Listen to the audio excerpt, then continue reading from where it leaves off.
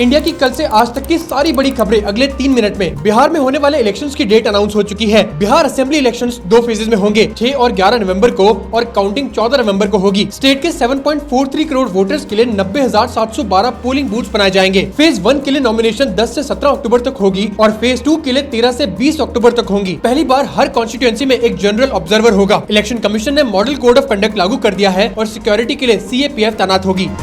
CGI BR Gavai पर एक lawyer ने सुप्रीम कोर्ट में जूता फेंकने की कोशिश करी। ये इंसिडेंट 6 अक्टूबर को हुआ और ये जूता फेंका था 71 साल के एडवोकेट राकेश किशोर ने, जिन्होंने चिल्लाते हुए कहा कि सनातन का अपमान नहीं सहेंगे। ये इंसिडेंट 16 सितंबर वाले रिमार्क से जुड़ा है जो CGI गवई ने खाजूराहो टेम्पल आइडल केस में दिए थे। इसके बाद बार काउंसिल ने राकेश किशोर को सस्पेंड कर दिया है।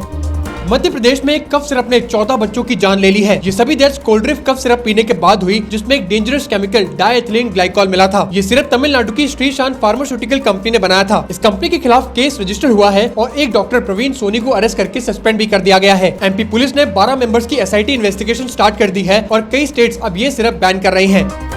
पीयूष गोयल इंडिया के एक बहुत जरूरी काम के लिए कतर गए हैं। पीयूष गोयल 6 और 7 अक्टूबर को दोहा कतर विजिट करेंगे। यहाँ ये कतर के कॉमर्स मिनिस्टर शेख फैसल बिन थानी अल थानी के साथ India Qatar joint commission on trade and commerce को को-चेयर करेंगे। इनकी मीटिंग में FTA और सेपा पर बात होगी। ये इंडिया और कतर के ट्रेड रिलेशंस को और स्ट्रॉन्ग बनाने के लिए है।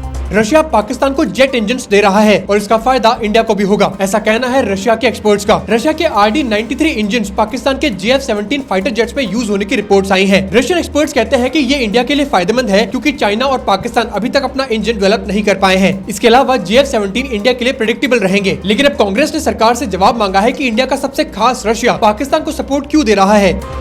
इंडियन नेवी ने अपनी दूसरी anti submarine warfare ship launch कर दी है। ये शिप है INS अंद्रोथ, जिसे विशाखापट्टनम के नेवल डॉकयार्ड में लॉन्च किया गया है। ये शिप समुद्र के कम गहरे एरियाज में सबमरीन्स को ढूंढने और रोकने के लिए डिजाइन हुई है। इसके 80% पार्ट्स इंडिया में ही बनाए गए हैं। ये दिखाता है कि इंडिया अपने डिफेंस इक्विपमेंट में ज्यादा सेल्फ रिलायंट हो रहा है। इंडिया ने वर्ल्ड पैरा एथलेटिक्स चैंपियनशिप 2025 पे अपनी बेस्ट परफॉर्मेंस दी और रिकॉर्ड 22 मेडल्स जीते। इनमें से 6 गोल्ड, 9 सिल्वर और 7 ब्रॉन्ज हैं और ओवरऑल इंडिया 10th प्लेस पर रहा। ये पहली बार था जब इंडिया ने इस टूर्नामेंट को होस्ट किया। फाइनल डे पर नवदीप सिंह ने मेंस F41 जेवलिन में सिल्वर, सिमरन शर्मा ने वुमेन्स 200 मीटर T12 में सिल्वर, प्रीति पाल ने वुमेन्स 100 मीटर T35 में सिल्वर और संदीप ने मेंस 200 मीटर T44 में ब्रॉन्ज जीता। ओडिशा में कई जगह 36 घंटे का कर्फ्यू लगा दिया गया है। ओडिशा के कटक में दुर्गा पूजा के बाद मूर्ति विसर्जन के टाइम पर झगड़ा हो गया जब लोगों ने लाउड म्यूजिक पर ऑब्जेक्शन किया। झगड़े में 25 लोगों को चोटें हुई, जिसके बाद पुलिस ने अभी तक 8 लोगों को अरेस्ट कर लिया है। 5 अक्टूबर को VHP रैली के टाइम फिर से हंगामा हुआ, जिसमें पत्थरबाजी और आग लगाई गई। 24 घंटे के लिए इंटरनेट भी बैन किया गया और 2600 से ज्यादा पुलिस तैनात है। तो ऐसे अपडेट्स के लिए मुझे फॉलो जरूर करना।